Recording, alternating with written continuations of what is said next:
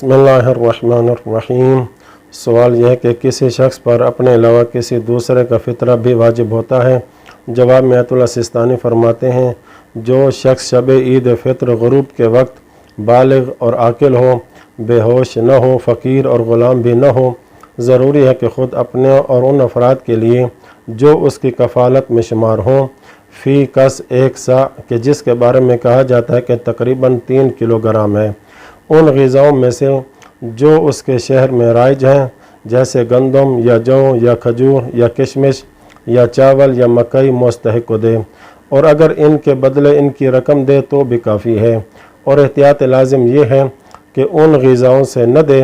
جو اس کے شہر میں رائج نہیں ہیں، اگرچہ وہ گندم یا جو یا کھجور یا کشمش ہی کیوں نہ ہوں۔ پس اس شخص کے لیے ضروری ہے کہ ان افراد کا فطرہ ادا کرے جو شب عید غروب کے وقت اس کی کفالت میں شمار ہوتے ہوں، چھوٹے ہوں یا بڑے ہوں، مسلمان ہوں یا کافر، ان کا نفقہ اور خرچہ دینا اس شخص پر واجب ہو یا نہ ہو، چاہے اس کے اپنے شہر میں ہوں یا دوسرے شہر میں قیام پذیر ہوں۔ دوسرا سوال یہ ہے، کیا مہمان کا فطرہ بھی میزبان پر واجب ہوتا ہے؟ جواب میں آیت اللہ سستانی فرماتے ہیں، وہ مہمان جو شب عید فطر غروب سے پہلے میزبان کے ہاں آئے اور اس کی کفالت میں اگرچہ وقتی طور پر شمار ہو، میزبان پر اس کا فطرہ ادا کرنا واجب ہے، جیسا کہ وہ مہمان جو غروب آفتاب سے پہلے میزبان کے گھر آیا ہو اور رات بھر یا اس کا کچھ حصہ اس کے گھر میں رہے،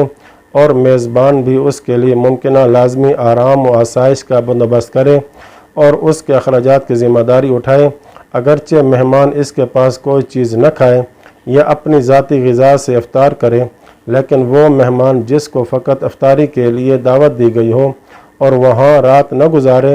تو صاحب خانہ کی کفالت میں شمار ہی نہیں ہوتا اور اس کی زکوٰۃ فطرہ میزبان کے ذمے نہیں ہے، لیکن وہ مہمان جو شب عید غروب آفتاب کے بعد میزبان کے ہاں آیا اور اس کی کفالت میں شمار ہو تو احتیاط واجب کی بنا پر احتیاط کے تقاضے پر عمل کیا جائے، مثلا ان میں سے ایک شخص دوسرے شخص کی اجازت سے فطرہ ادا کرے۔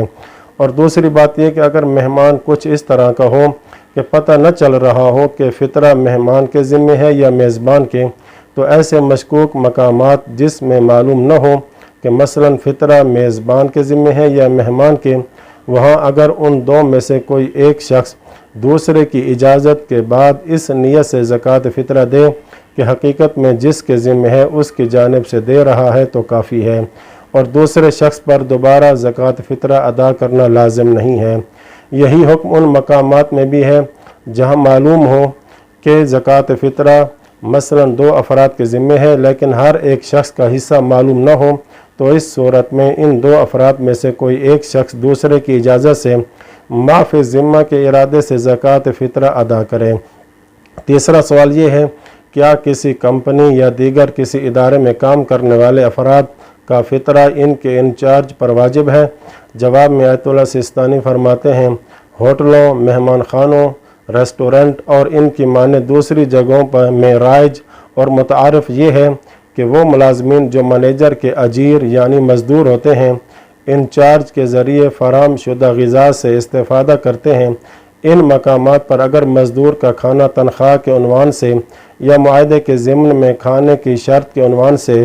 انچارج کے ذمے تو نہ ہو، لیکن انچارج مزدور کو بطور امداد کھانا دیتا ہو اس طرح سے کہ وہ مزدور انچارج کی کفالت میں شمار ہو، تو ضروری ہے کہ انچارج اس مزدور کا فطرہ ادا کرے،